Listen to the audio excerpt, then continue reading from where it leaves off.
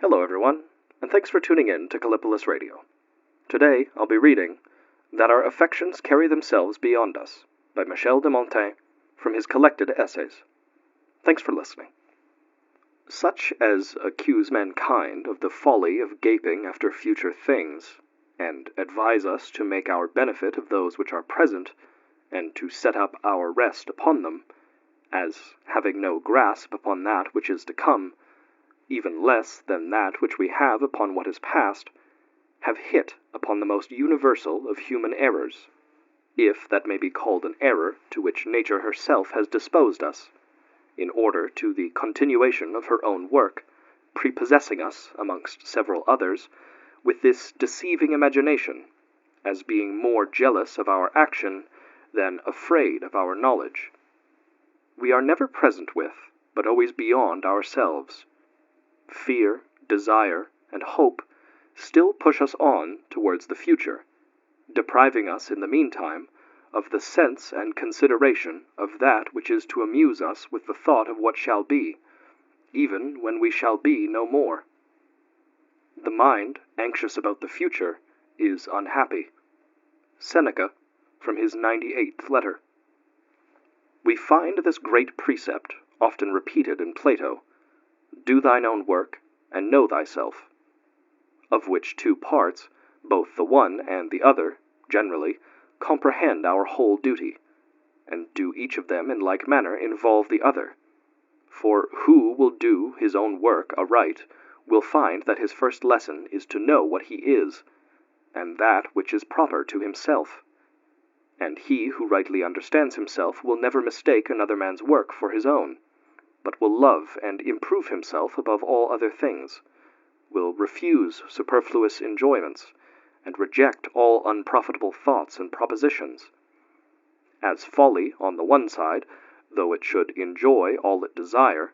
would notwithstanding never be content, so, on the other, wisdom, acquiescing in the present, is never dissatisfied with itself. Epicurus dispenses his sages from all foresight and care of the future. Amongst those whose laws that relate to the dead, I look upon that to be very sound by which the actions of princes are to be examined after their decease. Diodorus Siculus 1:6. They are equals with, if not masters of, the laws, and therefore what justice could not inflict upon their persons, 'tis but reason should be executed upon their reputations and the estates of their successors, things that we often value above life itself. 'Tis a custom of singular advantage to those whose countries where it is in use, and by all good princes to be desired, who have reason to take it ill, that the memories of the wicked should be used with the same reverence and respect with their own. We owe subjection and obedience to all our kings, whether good or bad alike, for that has respect unto their office. But as to esteem and affection, these are only due to their virtue. Let us grant to political government to endure them with patience, however unworthy, to conceal their vices, and to assist them with our recommendation in their indifferent actions, whilst their authority stands in need of our support. But, the relation of prince and subject being once at an end, there is no reason we should deny the expression of our real opinions to our own liberty and common justice, and especially to interdict to good subjects the glory of having reverently and faithfully served a prince, whose imperfections were to them so well known. This were to deprive posterity of a useful example, and such as, out of respect to some private obligation, unjustly espouse and vindicate the memory of a faulty prince,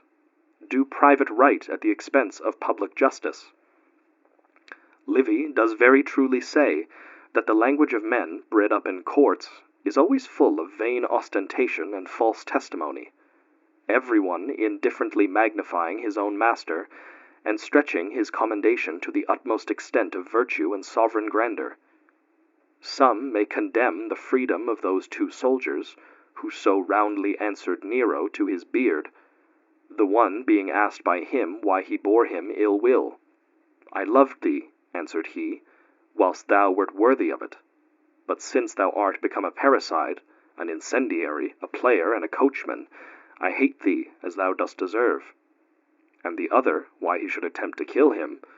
because, said he, I could think of no other remedy against thy perpetual mischief. But the public and universal testimonies that were given of him after his death, and so will be to all posterity, both of him and all other wicked princes like him, of his tyrannies and abominable deportment, who of a sound judgment can reprove them? I am scandalized that in so sacred a government as that of the Lacedaemonians there should be mixed so hypocritical a ceremony at the interment of their kings,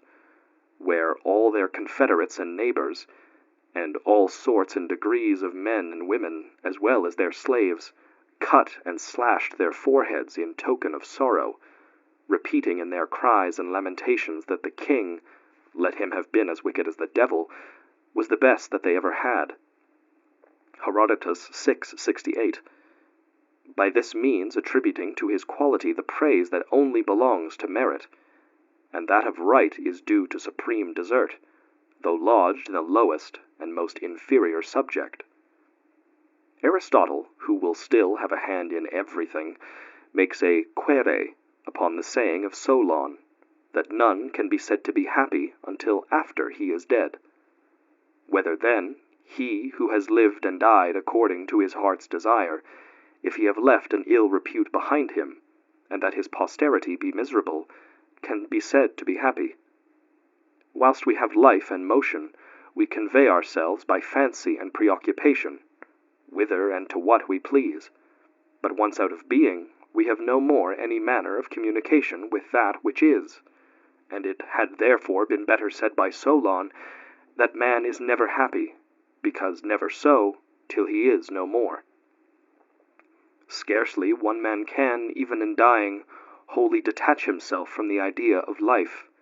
In his ignorance he must needs imagine that there is in him something that survives him,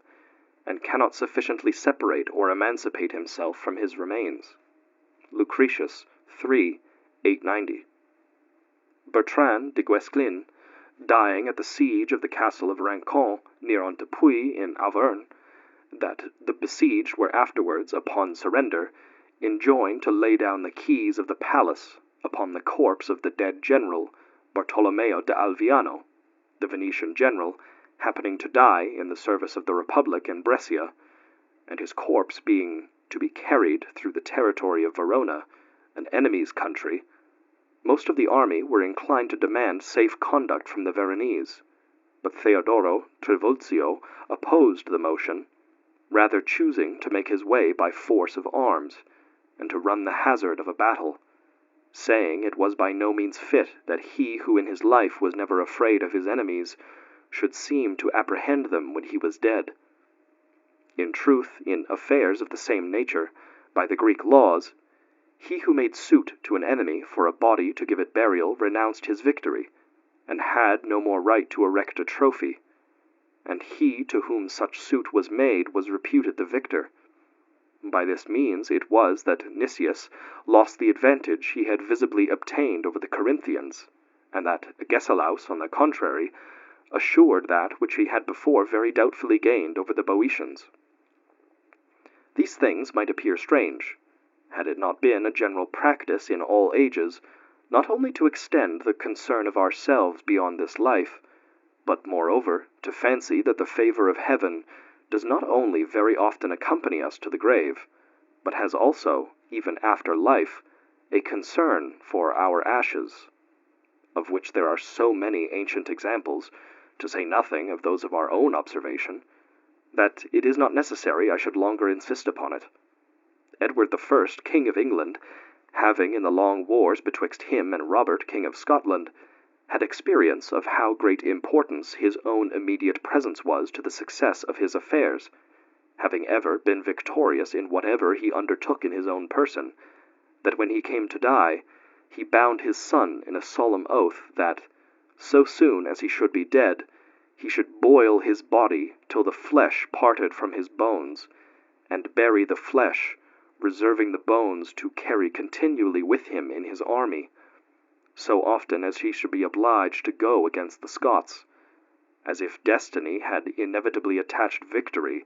even to his remains. John Ziska, the same man who, to vindication of Wycliffe's heresies, troubled the Bohemian state, left order that they should flay him after his death,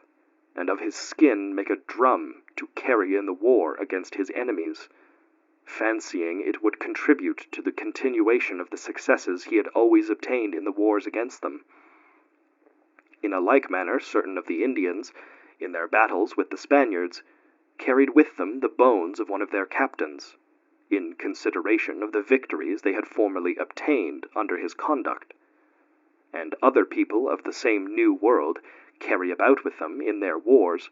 the relics of valiant men who have died in battle, to incite their courage and advance their fortune, of which examples the first reserve nothing for the tomb but the reputation they have acquired by their former achievements, but these attribute to them certain present and active power. The proceeding of Captain Bayard is of a better composition, who, finding himself wounded to death with an arquebus shot, and being importuned to retire out of the fight, made answer that he would not begin at the last gasp to turn his back upon the enemy, and accordingly still fought on, until, feeling himself too faint, and no longer able to sit on his horse, he commanded his steward to set him down at the foot of a tree, but so that he might die with his face towards the enemy, which he did. I must yet add another example, equally remarkable for the present consideration with any of the former. The Emperor Maximilian, great-grandfather to the now King Philip, Philip II of Spain, was a prince endowed throughout with great and extraordinary qualities, and amongst the rest with a singular beauty of person, but had withal a humour very contrary to that of other princes, who, for the dispatch of their most important affairs, convert their close stool into a chair of state, which was, that he would never permit any of his bedchamber, how familiar soever, to see him in that posture, and would steal aside to make water as religiously as a virgin. He was shy to discover to his physician, or any other whomsoever, those parts that we are accustomed to conceal. I myself, who have so impudent a way of talking, am, nevertheless, naturally so modest this way, that, unless at the importunity of necessity or pleasure, I scarcely ever communicate to the sight of any, either those parts or actions, that custom orders us to conceal, wherein I suffer more constraint than I conceive is very well becoming a man, especially of my profession. But he nourished this modest humour to such a degree of superstition as to give express orders in his last will that they should put him on drawers as soon as he should be dead, to which methinks he would have done well to have added that he should be blindfolded too, that put them on. The charge that Cyrus left with his children, that neither they nor any other should see or touch his body after the soul was departed from him, I attribute to some superstitious devotion of his, for both his historian and himself, amongst their great qualities,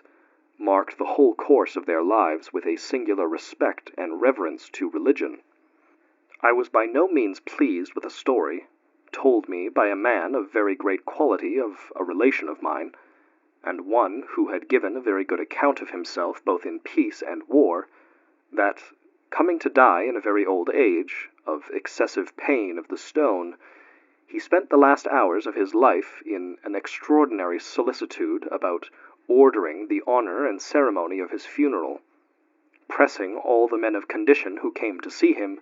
to engage their word to attend him to his grave, importuning this very prince, who came to visit him at his last gasp, with a most earnest supplication that he would order his family to be there,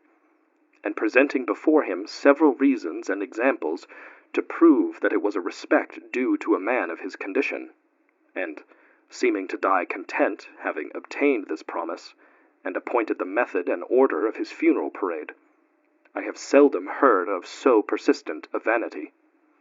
Another, albeit contrary curiosity, of which singularity also I do not want domestic example, seems to be somewhat akin to this, that a man shall cudgel his brains at the last moments of his life to contrive his obsequies to so particular and unusual a parsimony as of one servant with a lantern. I see this humour commended, and the appointment of Marcus Aemilius Lepidus, who forbade his heirs to bestow upon his hearse even the common ceremonies in use upon such occasions. Is it yet temperance and frugality to avoid expense and pleasure,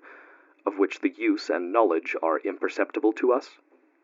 See here an easy and cheap reformation. If instruction were at all necessary in this case, I should be of the opinion that in this, as in all other actions of life, each person should regulate the matter according to his fortune, and the philosopher Lycon prudently ordered his friends to dispose of his body where they should think most fit, and as to his funeral, to order it neither too superfluous nor too mean. For my part, I should wholly refer the ordering of this ceremony to custom, and shall, when the time comes, accordingly leave it to their discretion to whose lot it shall fall to do me that last office. Quote, "The place of our sepulture is to be condemned by us, but not to be neglected by our friends." Cicero. And it was a holy saying of a saint, quote, "The care of death, the place of sepulture, the pomps of obsequies, are rather consolations to the living than succors to the dead." St. Augustine. Which made Socrates answer Crito, who, at death, asked him how he would be buried. "How you will," said he. "If I were to concern myself beyond the present about this affair, I should be most tempted, as the greatest satisfaction of this kind, to imitate those who in their lifetime entertain themselves with the ceremony and honors of their own obsequies beforehand, and are pleased with beholding their own dead countenance in marble. Happy are they who can gratify their senses by insensibility, and live by their death. I am ready to conceive an implacable hatred against all popular domination, though I think it the most natural and equitable of all, so oft as I call to mind the inhuman injustice of the people of Athens, who, without remission, or once vouchsafing to hear what they had to say for themselves, put to death their brave captains newly returned triumphant from a naval victory they had obtained over the Lacedaemonians, near the Arginusian Isles, the most bloody and obstinate engagement that ever the Greeks fought at sea, and this because, after the victory, they followed up the blow and pursued the advantages presented to them by the rule of war, rather than to stay and gather up and bury their dead. And the execution is yet rendered more odious by the behavior of Diomedon, who, being one of the condemned, and a man of most eminent virtue, political and military, after having heard the sentence, advancing to speak, no audience till then having been allowed, instead of laying before them his own cause, or the impiety of so cruel a sentence, only expressed a solicitude for his judge's preservation, beseeching the gods to convert this sentence to their good, and praying that, for neglecting to fulfill the vows which he and his companions had made, with which he also acquainted them, in acknowledgment of so glorious a success, they might not draw down the indignation of the gods upon them, and so, without more words, went courageously to his death. Fortune, a few years after, punished them in the same kind, for Chabrias, captain-general of their naval forces, having got the better of Paulus, admiral of Sparta, at the Isle of Naxos,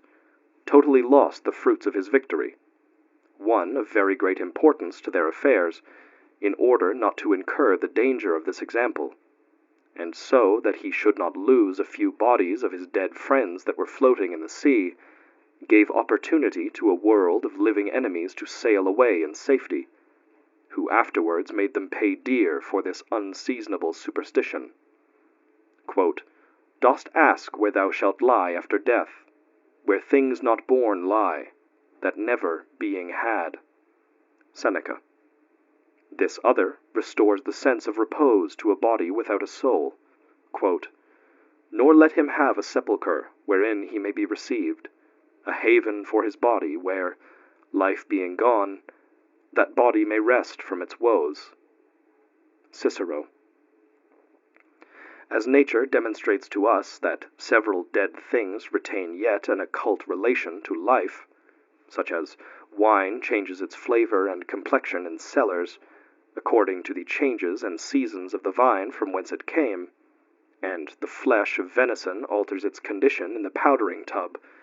and its taste according to the laws of the living flesh of its kind. As it is said,